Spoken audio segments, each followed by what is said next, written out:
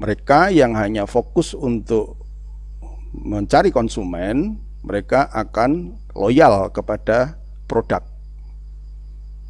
Suatu saat sudah jenuh, mereka akan mencari produk lain yang belum tentu itu adalah produk bisnis Anda. Nah, bukan berarti di sini Anda tidak boleh mencari konsumen ya. Mencari konsumen itu adalah dasar dari bisnis, yaitu marketing. Dasar menjual itulah dasar. Di sanalah Anda belajar bagaimana melakukan pendekatan kepada konsumen, bagaimana Anda mempengaruhi konsumen, bagaimana Anda menginformasikan ide, mentransformasikan ide, mempengaruhi sehingga orang tersebut kalau tidak membeli di produk Anda, dia rugi.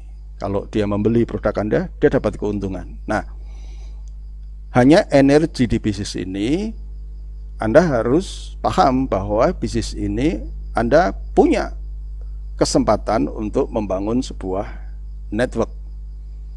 Ya, dan network itu adalah sebuah leverage.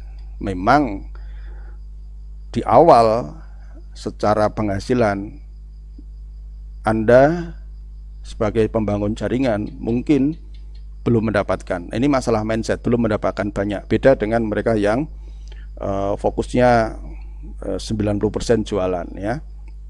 Itu pilihan, itu enggak salah ya, itu pilihan. Itu pilihan.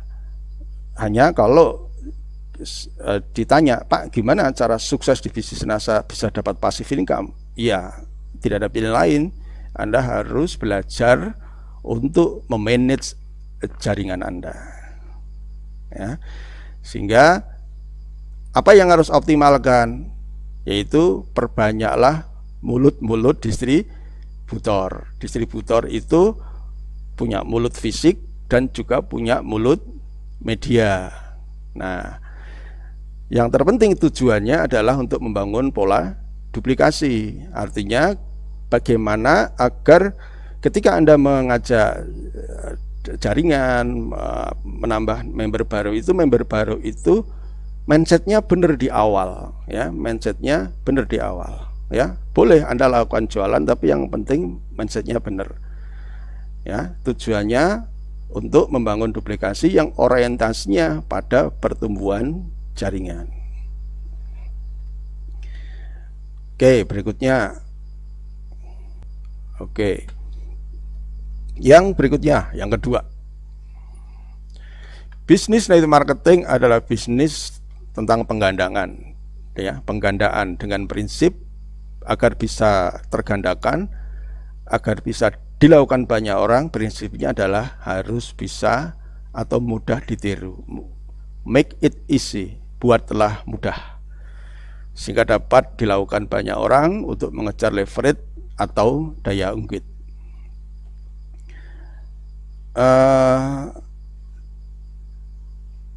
Apa itu mudah ditiru? Ya apa saja ya, cara bagaimana menjelaskan harus dibuat simple, memiliki banyak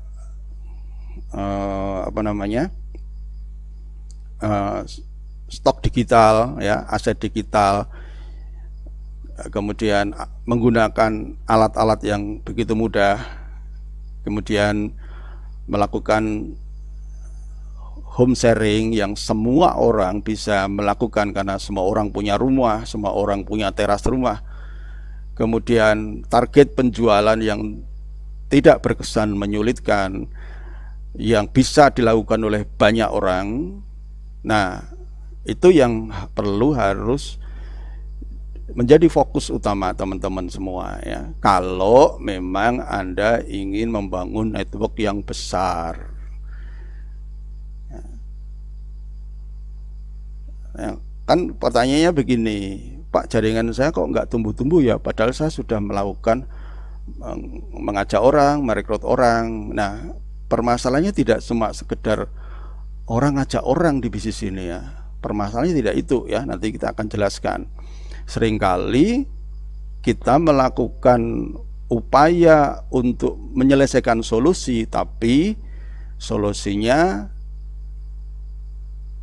dalam tanda kutip ya, kalau dilihat dengan orang yang ngerti sistem itu, kok solusinya justru di luar kaidah-kaidah network ya. Nah, memang kelihatannya oke, tapi kalau orang yang tahu sistem kadang-kadang sudah, waduh ini kalau nanti jalan seperti ini terus pasti akan stagnan ya. Nah itulah kenapa pentingnya kita terus belajar ya, terutama konsultasilah kepada upline akan konsultasi kepada upline akan konsultasi kepada upline gitu kan. Kembali lagi ya, make it easy, mudahlah, buatlah bisnis Anda itu mudah ya. Contohnya apa sih mudah itu? Contohnya mudah adalah misalkan nih Anda pakai produk, lalu kemudian Anda cerita di di media sosial Anda dengan cara berdongeng. Berdongeng itu adalah dengan cara Anda menceritakan pengalaman Anda pakai produk ya. Ingat, orang di media sosial itu udah terlalu bosan dijualin ya. Jadi ketika Anda menawarkan produk, aktivitas menjual tentu dengan cara-cara yang lebih bisa diterima oleh mereka. Anda lebih bisa diterima kehadirannya, yaitu dengan cara bercerita ya. Misalkan ada sebuah gambar foto anak Anda atau video anak Anda yang lari-lari gitu kan. Nah, di situ Anda bisa menulis cerita Anda dengan mengucapkan misalkan, terima kasih Bude, Dinda sekarang sudah sembuh. Makasih ya Bude, kemarin Bude sudah mengirim produk X misalkan ya. Alhamdulillah sekarang sudah sembuh dari sakit panasnya. Alhamdulillah sekarang sudah sembuh dari sakit giginya. Alhamdulillah sekarang sudah sembuh dari sakit perutnya. Nah, di situ yang diharapkan dalam konsep business net marketing itulah seperti itu. Orang pakai produk, lalu kemudian dia memviralkan dengan bahasa yang tidak ngejualin orang ya, sehingga membuat orang itu lebih nyaman melihat penawaran Anda yang sebenarnya ya Anda jualan gitu. Dan itu jauh lebih mudah untuk ditiru ya, karena cerita Anda bisa di copy paste ya, fotonya bisa ditiru gitu. Karena sebenarnya di business marketing itu adalah membangun apa yang dinamakan Pak Ardi dulu adalah apa? Stable customer, protected stable customer. Memprotek pelanggan Anda yang stabil. Gimana caranya membuat sebuah stable customer atau konsumen yang stabil, yang terprotek, yaitu dengan cara mereka Anda ajak bergabung di bisnis ini. Tidak hanya sekedar fokus kepada penjualan tanpa melihat potensi-potensi yang ada pada konsumen Anda. Berapa banyak kasus-kasus yang terjadi,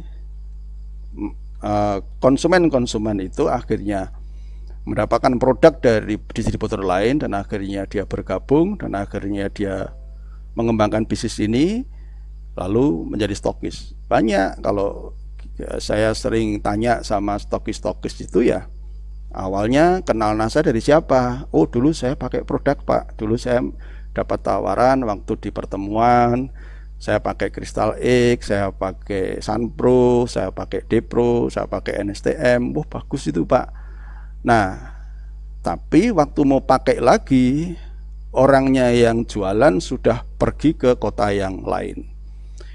Sehingga yang terjadi apa? Yang terjadi adalah mereka searching di internet, di Facebook. Nah, kebetulan salah satu temennya atau saudaranya itu memegang produk yang dia cari dan dia melihat cerita di situ. Akhirnya terjadilah interaksi, inbox, dan orang yang memiliki Facebook itu kebetulan memang mindsetnya oke, ya dia paham tentang potensi bisnis ini. Nah, ketika ada orang yang membeli, dia tentu kan bertanya, loh ini kok orang ini kok tiba-tiba tanya ya tentang produk ini ya. Insting bisnisnya akan bertanya, insting bisnisnya akan melakukan observasi. Loh Bunda, memangnya sudah pernah pakai ini? Iya, saya sudah pernah pakai 1 tahun yang lalu, saya sudah pernah pakai, bagus itu, begini, begini, begini. Nah, instingnya lagi sebagai seorang pebisnis, dia melihat ini peluang. Kebetulan orangnya jauh, ya, orangnya jauh, ada di kota besar tapi jauh. Nah, ini kesempatan ini. Nah, akhirnya dengan approach, dengan komunikasi yang baik, dia akhirnya menawarkan sebuah keuntungan kalau konsumen itu bergabung dengan berbagai macam keuntungannya.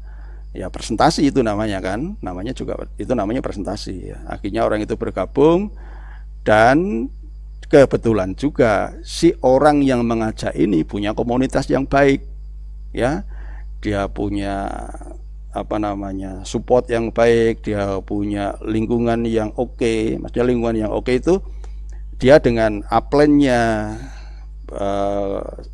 punya hubungan yang harmonis dengan jaringannya. Intinya dia punya lingkungan yang tercermin dalam Facebook-nya. Nah, sehingga orang yang baru bergabung tadi masuk ke lingkungan yang positif. Dari awalnya pemakai, akhirnya terinspirasi untuk mengembangkan bisnisnya. Nah, bagi teman-teman yang berorientasi ke penjualan, tolong deh ya, agak sedikit cerdas kalau melihat potensi yang konsumen yang potensi. Jangan dilihat dari laba ecerannya saja. Anda nggak mau ngenalin bisnis ini nanti saya nggak dapat laba eceran, ya. Oke, Anda menang di depan tapi kalah di belakang.